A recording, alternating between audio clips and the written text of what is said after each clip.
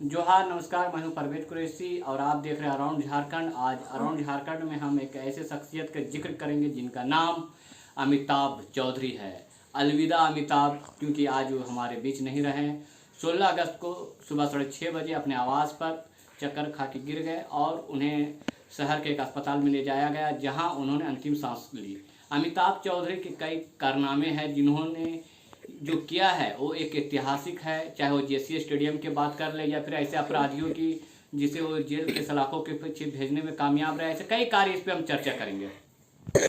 6 जुलाई 1960 को दरभंगा जिले के मनीगाछी गांव में जन्मे अमिताभ चौधरी आज हमारे बीच नहीं रहे, लेकिन उनके किए गए उल्लेखनीय कार्य के बदौलत वे हमेशा हमारे दिलों में, हमारे आसपास जिंदा रहेंगे।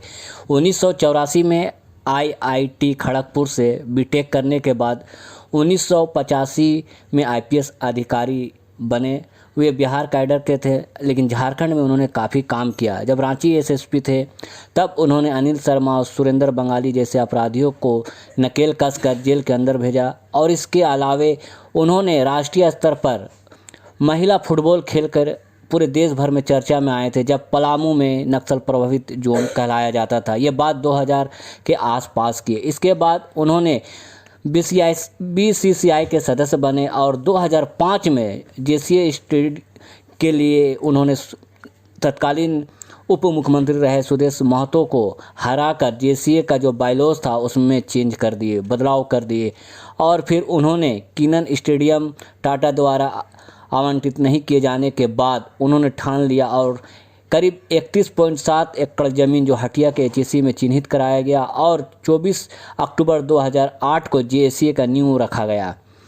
और इसके बाद उन्होंने 2011 में 34वें राष्ट्रीय खेल का जो आयोजन हुआ उसमें अपनी महत्वपूर्ण भूमिका निभाई और 18 जनवरी 2013 को जेसीए स्टेडियम का विधिवत उद्घाटन हुआ और 19 जनवरी 2013 को अंतर्राष्ट्रीय क्रिकेट मैच एक दिवसीय खेला गया।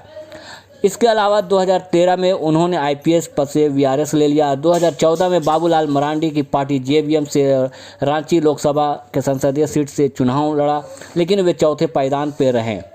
इसके बाद उन्होंने 2020 में सबसे विवादित कहे जाने वाले जेपीएससी के अध्यक्ष बना दिए गए और 7वीं, 8वीं, 9वीं, 10वीं जेपीएससी परीक्षा एक साथ कराकर एक इतिहास कायम किया और 251 दिन के लगभग में उन्होंने रिजल्ट जारी करवाया और मुख्यमंत्री हेमंत सोरेन के हाथों सफल अभ्यर्थियों को नियुक्ति पत्र भी दिलाने में वे सफल रहे। 6 जुलाई 2022 को वे 62 साल के हुए और सेवानिवृत्त हो गए। 16 अगस्त 2022 को उनका अपने घर में गिर जाने से अस्पताल ले जाने के क्रम में उनका निधन हो गया। 17 अगस्त शाम करीब 5 बजे उन्हें हरमू स्थित मुक्ति धाम में अंतिम संस्कार किया गया। मुख्य अग्नि उनके बेटे अभिषेक चौधरी ने दी।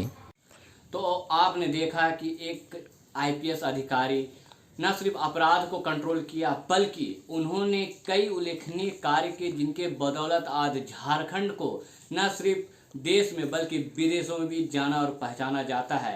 वो दिन कैसा होगा जब अक्टूबर 2022 में यहाँ पे जेसीए स्टेडियम मैच होगा और लोग कई देश और कई विदेश के कई उल्लेखनीय बड़े खिलाड़ी उन्हें श्रद्धांजलि अर्पित करेंगे। तो आज के लिए हमें दीजिए इजाज़त। जोहार, नमस्कार।